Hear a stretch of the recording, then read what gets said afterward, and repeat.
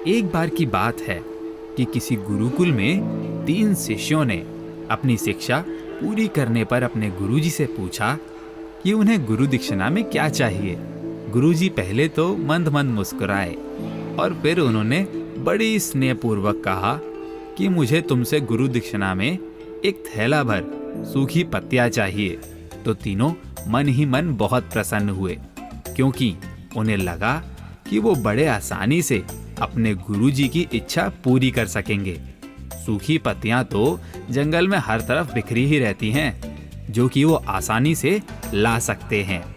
और उन्होंने अपने गुरु की इच्छा पूरी करने का ठाना और वहां से वो तीनों जंगल की ओर चल दिए।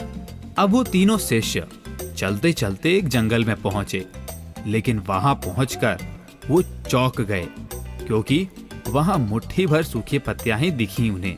वो सोच में पड़ गए कि आखिर जंगल से कौन सारी सूखी पत्तियां उठाकर ले गया होगा।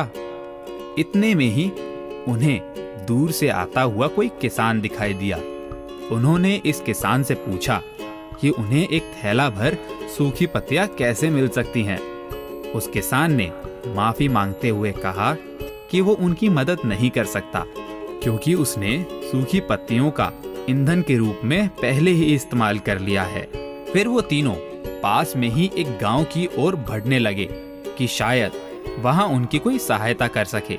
वहां पहुंचकर उन्होंने एक व्यापारी से बड़ी उम्मीद से पूछा कि क्या वो उन्हें एक थैला भर सूखी पत्तियां देने की मदद कर सकता है। लेकिन उनके हाथ फिर से निराशा ही आई, क्योंकि उस व्यापारी ने तो पहले ही कुछ पैसे कमाने के लिए सूखी पत्तियों के दोने बनाकर बेच दिए थे। लेकिन उस व्यापारी ने उदारता दिखाते हुए उन्हें एक बूढ़ी माँ का पता बताया, जो सूखी पत्तियां एकत्रित किया करती थी।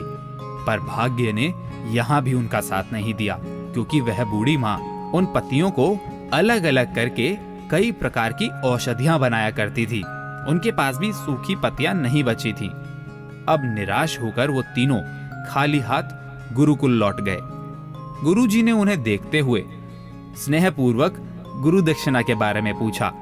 तीनों ने सर झुका लिया और उनमें से एक शिष्य ने कहा कि वो उनकी इच्छा पूरी नहीं कर पाए, जबकि उनके मुताबिक ये सूखी पत्तियां आसानी से मिल जानी चाहिए थी। तभी दूसरे शिष्य ने कहा कि वो इस बात से आश्चर्य में है कि लोग पत्तियों का भी कितनी तरह से उपयोग कर सकते हैं। गुरुजी ने फिर मुस्कुराते हुए बोला कि प्रसन्न हो जाओ, यही ज्ञान पाकर सूखी पत्तियां भी निरर्थक या बेकार नहीं होती हैं। तो फिर हम कैसे किसी वस्तु या व्यक्ति को छोटा और महत्वहीन बनाकर उसका तिरस्कार कर सकते हैं। जीवन की इस अमूल्य सीख को पाकर तीनों शिष्य बहुत खुश हुए। शिष्यों ने गुरुजी को दिल से धन्यवाद किया और खुशी खुशी अपने अपने घर चल दिए। तो इस कहानी से हमें यह सीख मिलती है कि जीवन में कोई भी अर्जित किया हुआ ज्ञान कभी व्यर्थ नहीं जाता।